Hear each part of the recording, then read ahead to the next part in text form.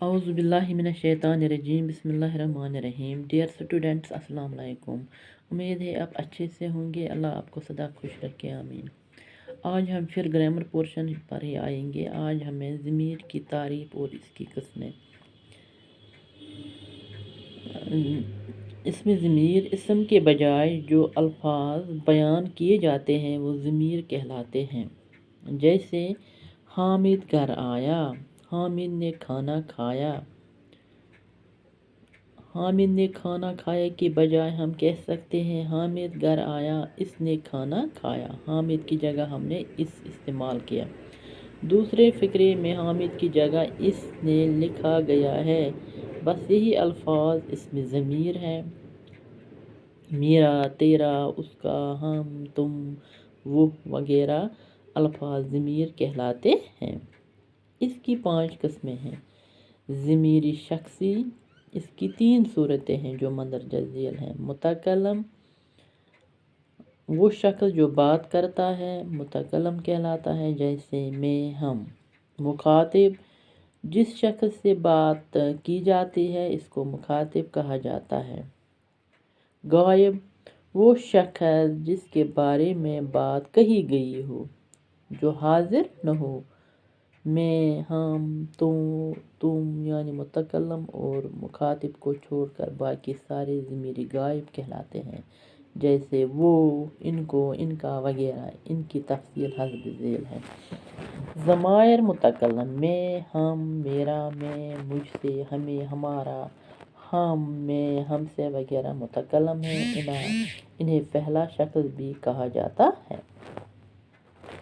ضمائر مخاطب، تو، تجھ کو، تجھے، تیرا، تجھ، تم، تمہیں، تمہارا، تم میں وغیرہ مخاطب ہیں۔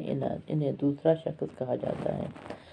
ضمائر غائب، تو، تجھ کو، تجھے، تیرا، تجھ سے، تم، تمہیں، تمہارا، تم میں وغیرہ مخاطب ہیں۔ انہیں دوسرا شخص بھی کہا جاتا ہے۔ اب ہے ضمیر موصولہ، وہ ضمیر ہے جو کسی اسم کے بجائے آتی ہے مگر اس کے ساتھ والے جملے میں اس کا اسم کا بیان ہوتا ہے۔ جیسے جو شخص کل وفات پا گیا تھا میرا دوست تھا۔ جو شخص کل یہاں آیا تھا آج صبح دہلی واپس لوٹ گیا ہے۔ ان جملوں میں جو دوست کے لیے آیا ہے اور دوسرے فقرے میں جو مرنے والے کے لیے استعمال کیا گیا، جس نے، جس کو، جسے، جس کا، جس کی، جس میں، جس سے وغیرہ موصولہ کہلاتے ہیں۔ اب ہے ضمیر استفہامہ۔ ضمیر استفہامہ اس ضمیر کو کہتے ہیں جو پوچھنے کے موقع پر بولی جاتی ہیں، جیسے کون، کیا، ان میں سے، کیا، ان میں سے کون جانداروں کے لیے اور کیا بے جان کے لیے اکثر استعمال ہوتا ہے۔ جیسے وہ کون گیا، مجھے ملنے کو آیا تھا، یہ کیا تھا، یہ کیا چیز ہے وغیرہ۔ کون اور کیا ضمائر استفہامہ ہیں۔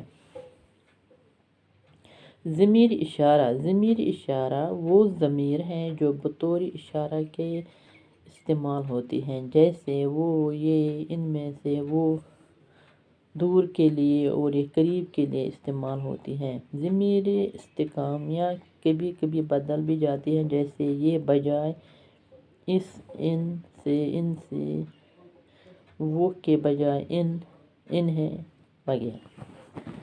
ضمیر تنکر وہ ضمیر ہے جو غیر معین شخص یا چیز کے لیے، جیسے کوئی، کچھ بھی، کبھی کبھی، کوئی جگہ، صورت بھی ہو جاتی ہے، جو کسی چیز کے لیے استعمال ہوتی ہے، جیسے کچھ کپڑے دے دو، کچھ تو کہو وغیرہ۔ اب ہے صفات ضمیری۔ صفات ضمیری وہ صفات ہیں جن میں کچھ ضمیر کی خاصیت بھی پائی جاتی ہے۔ یہ الفاظ ضمیر ہوتے ہیں یا صفات ہوتے ہیں۔ یہ اسم کے بغیر ضمیر کا وہ کام دیتے ہیں اور ان کے ساتھ صفات کا کام دیتے ہیں، جیسے ایسا، ویسا، جیسا، کیسا، اتنا، جتنا، کتنا وغیرہ۔ اب فعل کی تعریف۔